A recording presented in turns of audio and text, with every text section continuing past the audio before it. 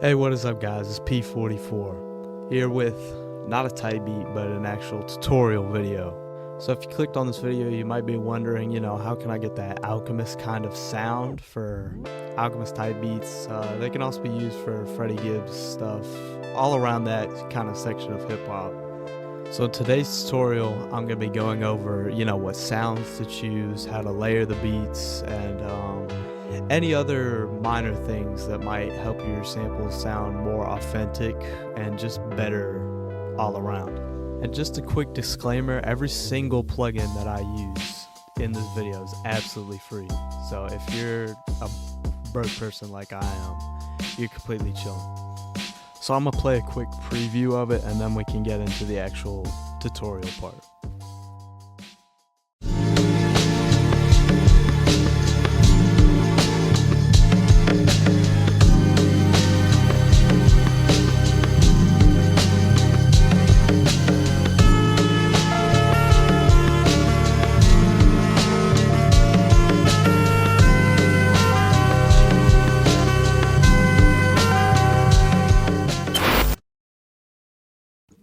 Okay, so we're here in FL. I'm going to start with these strings because these are kind of like the backbone of the sample. So basically we've got, I'm pretty sure this is like an F sharp minor something 9. And so it sounds like this. And then the other main chord is, I don't know a bunch of music theory, but I think just the chord is the name of the bottom note. I'm pretty sure. Yeah, I think it is. And so then I've just got these little sections, so it goes.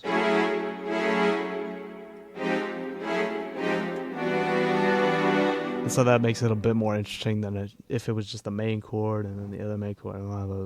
Next element I want to talk about is just the high strings. So together they sound like.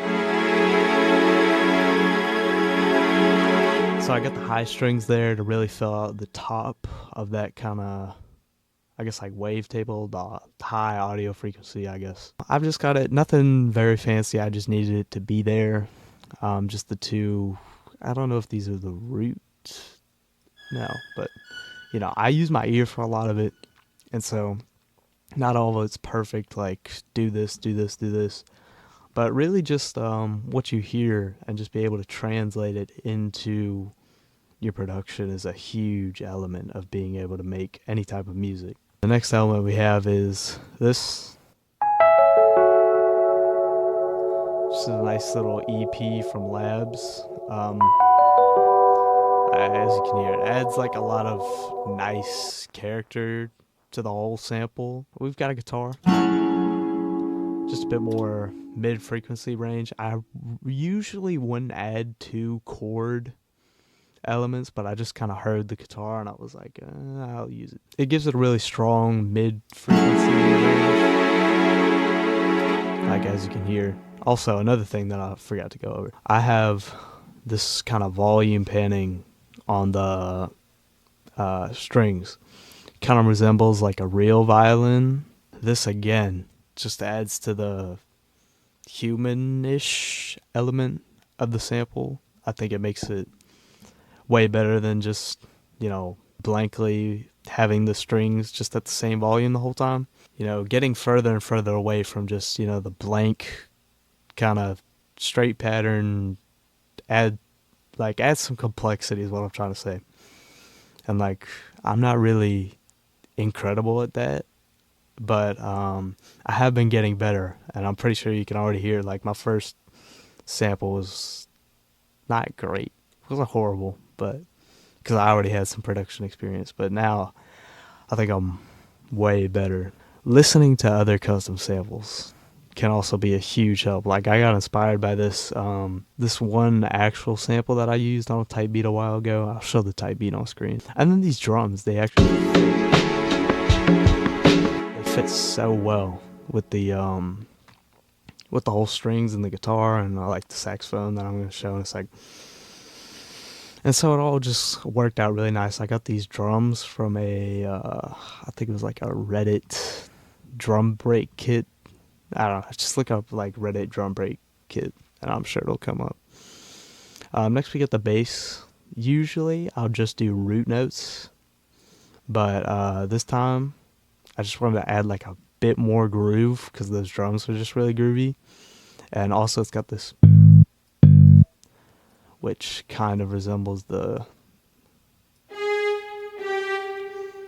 and so again, just a bit more character and flow to everything. And so here's all the elements I've gone over so far, and this makes up like the big mid portion of what would be like the song.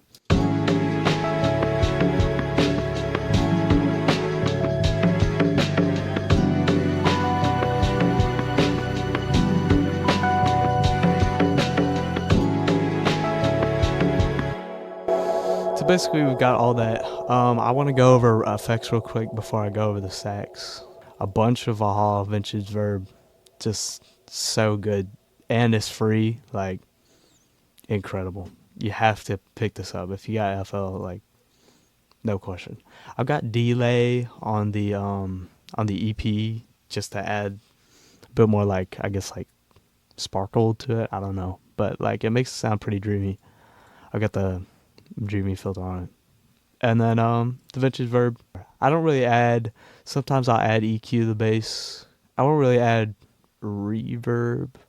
And then for the master, I just have compressor. I stole this effects or this mastering chain from somebody else, and then I kind of made it my own budget version. This vinyl is like, it's kind of good. It's also kind of annoying because it's just so much dust, dude. It's actually like, it's pretty annoying when you actually look at it. But you know, it does its job really good. Like if I think I actually had it turned off, but like if I set it to 19, like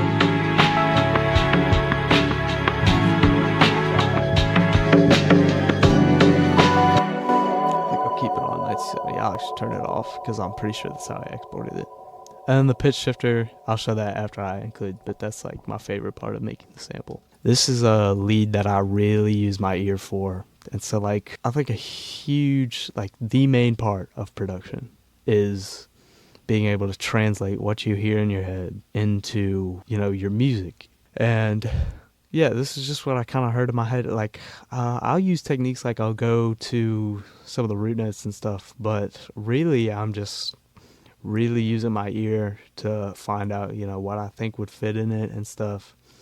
Sometimes you can hum along to it and kind of like translate that in. And so, you know.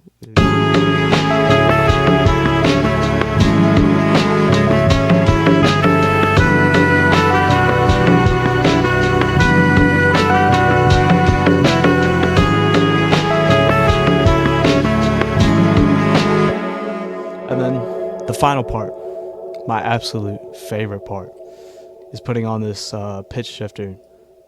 And then not making it a perfect even semitone, meaning that like you don't go up a whole note with everything, but kind of getting it in the in-between makes it sound really unique. And yeah, just way better. So actually, you guys just heard what it sounded like without it. And now with it.